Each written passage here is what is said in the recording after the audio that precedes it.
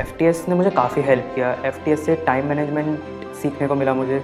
FTS के question से पता चलता है कि जेईई एग्ज़ाम में कौन से क्वेश्चन आने वाले हैं। हाय फ्रेंड्स, मेरा नाम रचित अग्रवाल है और मैं यहाँ जलंधर ब्रांच में 4 साल से पढ़ रहा हूँ। 2 साल तो मैंने फाउंडेशन के लिए तैयारी की है एंड 2 साल से मैं जेईई मेंस एंड एडवांस के लिए तैयारी कर रहा था। तो मुझे आकाश के बारे में तो मेरे बड़े भाई से ही पता चला, क्योंकि उसने यहाँ से पास आउट किया है और वो अब राजस्थान में बिट्स पिलानी में सीएस कर रहा है। तो उसको देख के मुझे भी लगा कि मुझे भी आकाश ज्वाइन करना चाहिए, तो मैं उसको देख के ज्वाइन किया। जब मैं 10th क्लास में था तो मेरा मेन सब्जेक्ट मैथ था। मैथ में मेरे अच्छे नंबर आते थे, तो थोड़ा इंडिकेशन तो मुझे वहाँ से मिल गया कि मुझे इंजीनियरिंग के रिलेटेड ही कुछ करना है।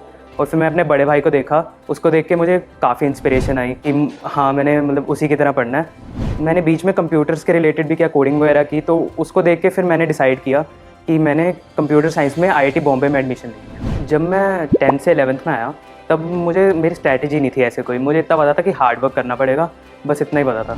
मैंने अपनी टीचर से काफ़ी गाइडेंस लिया इस मामले में। टीचर्स ने मुझे गाइड किया कि क्लासेस रेगुलरली लगानी है, घर जाके रिवाइज़ करना है, नोट्स लेने हैं एंड टेस्ट कोई मिस नहीं करना। मैंने कोई भी टेस्ट नहीं मिस किया एंड टेस्ट के बाद जो उसमें गलतियाँ आई वो सारे डाउट्स पूछे। 2 साल में ऐसा कोई डाउट नहीं था जो क्लियर नहीं हुआ। तो अगर आपको भी जेईई में अच्छा करना है, मैं तो यही रिकमेंड करूँगा कि आप भी मतलब जम के पढ़ाई करो, प्रॉपरली स्टडी करो ये 2 साल। लास्ट मंथ सारे बच्चों के लिए बहुत इंपॉर्टेंट टाइम होता है। मैंने अपने लास्ट मंथ्स मेनली जो पिछले 2 साल में पढ़ाया था उसी को रिवाइज़ करने में लगाए। कुछ नया नहीं पढ़ा, जो पढ़ाया था उसी को रिवाइज़ किया। मैंने हाई वेटेज वाले टॉपिक्स को काफ़ी इंपॉर्टेंस दी, लाइक फिजिक्स में इलेक्ट्रोस्टैटिक्स हो गया, केमिस्ट्री में ऑर्गेनिक में से काफ़ी क्वेश्चन आते हैं एंड मैथ्स में डिफरेंशियल या इंटीग्रल कैलकुलस। आकाश जेईई की प्रिपरेशन के फाइनल मंथ्स में एफटीएस शुरू करता है, तो एफटीएस ने मुझे काफ़ी हेल्प किया। एफटीएस से टाइम मैनेजमेंट सीखने को मिला मुझे। एफटीएस के क्वेश्चन से पता चलता है कि जेईई एग्ज़ाम में कौन से क्वेश्चन आने वाले हैं। लाइक जब फाइनली मैं जेईई एग्ज़ाम दे रहा था तब भी मुझे ऐसे ही लग रहा था कि मैं एफटीएस दे रहा हूँ। जेईई की सक्सेस में मेरे टीचर्स का बहुत बड़ा रोल है। जब 11th में मेरा डाउनफॉल हुआ था तब मेरे टीचर्स ने मुझे समझाया था कि कैसे प्रिपरेशन करनी है और उन्होंने ही मुझे इस काबिल बनाया कि मैं जेईई क्लियर कर सकूँ। मेरे पेरेंट्स ने भी मुझे हर पॉइंट पे सपोर्ट किया मेरी जर्नी में। लाइक उन्होंने हर पीटीएम अटेंड की है। अगर मुझे कभी लेने या आना जाना होता था सेंटर से, वो अपना शेड्यूल मेरे हिसाब से मैनेज करते थे। अगर कहीं कोई फैमिली फंक्शन है या फिर कोई घूमने का प्लान बन रहा है तो वो उसको अवॉइड करते थे जस्ट बिकॉज मेरी तैयारी अच्छी हो सके।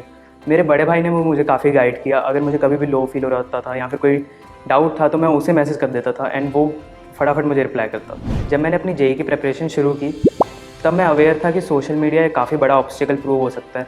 इनिशियली तो मैंने सोचा कि मैं सोशल मीडिया और पढ़ाई को साथ साथ हैंडल कर लूँ, पर फिर क्विकली मैंने रियलाइज़ किया कि ये पॉसिबल नहीं है। तो मैंने अपने सारे सोशल मीडिया हैंडल्स डिलीट कर दिए, बस वही मीडियम रखा जिसके थ्रू मैं अपने टीचर्स को कॉन्टैक्ट कर सकूँ, ताकि मतलब मेरा फोकस बेटर हो और टाइम वेस्ट ना हो। डिसिप्लिन बहुत इंपॉर्टेंट है जेईई की जर्नी के लिए।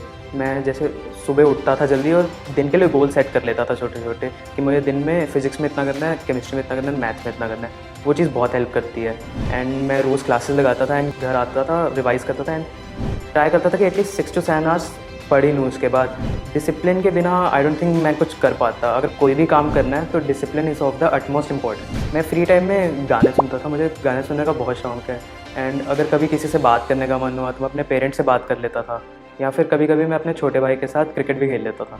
बोर्ड का सिलेबस एंड जेईई का सिलेबस 95% सिमिलर होता है, तो मुझे कुछ ऐसे ज़्यादा एक्स्ट्रा पढ़ना नहीं पड़ा। जो क्लास में पढ़ाया था वही आता था।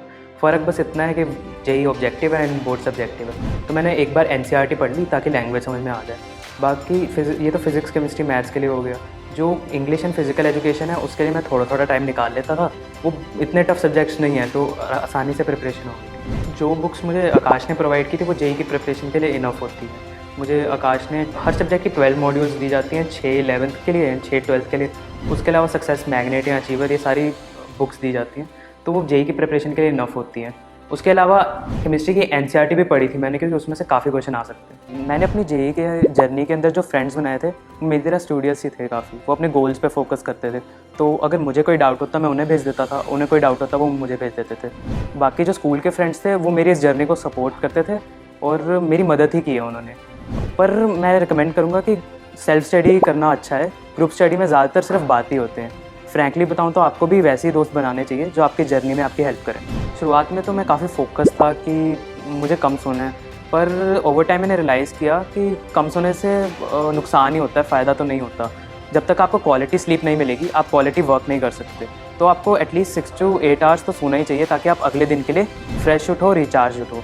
और मैं यूजुअली अपनी स्टडी मॉर्निंग आवर्स में करना प्रेफर करता हूँ। मैंने आकाश का 4 इयर्स प्रोग्राम लिया था।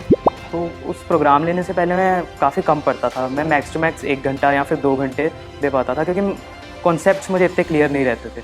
पर जब मैंने फाउंडेशन प्रोग्राम लिया तो उसमें धीरे धीरे मेरे कॉन्सेप्ट्स क्लियर होने लगे, तो मुझे पढ़ाई में ज़्यादा इंटरेस्ट आने लगा और मैं ज़्यादा टाइम देने लगा। उसी के कारण मेरे 10th में 94% आए। एंड उस 94% को देख के मैंने नॉन मेडिकल के लिए ऑप्ट किया। नॉन मेडिकल के लिए जब मैंने ऑप्ट किया तो उसके बाद मुझे और बेहतर गाइडेंस मिली, मुझे कॉन्सेप्ट्स और अच्छे तरीके से क्लियर होने लगे। तो जैसे जैसे कॉन्सेप्ट्स क्लियर होते रहे वैसे वैसे मैं स्टडी आवर्स भी बढ़ते रहे और मोटिवेशन भी बढ़ती रही। तो आकाश का ओवरऑल एक्सपीरियंस तो बहुत अच्छा रहा है। मैं सभी जेईई एस्पिरेंट्स को यही एडवाइस देना चाहूँगा कि आपको अपनी सारी क्लासेस रेगुलरली लगानी है। आपको कोई क्लास मिस नहीं करनी। जो भी क्लास में मटीरियल है आपको घर आके एक बार उसे दोबारा रिव्यू करना है। तो रिव्यू करने से रिटेंशन पावर बहुत बढ़ जाती है। जो भी आप मटेरियल सॉल्व कर रहे हैं या जो भी आप बुक सॉल्व कर रहे हैं उसमें जो उनसे क्वेश्चंस आपको ट्रिकी लग रहे हैं या जो उनसे क्वेश्चन आपसे नहीं हो रहे वो आपको मार्क करने हैं और उन्हीं क्वेश्चंस को दोबारा पढ़ना है। क्योंकि ज़्यादा मटेरियल कवर करना रिक्वायरमेंट नहीं है, बट एक सिलेक्टेड अमाउंट ऑफ मटेरियल को बहुत अच्छे से कवर करना रिक्वायरमेंट है। That's all from me, wishing you all the best for your bright future. Thank you.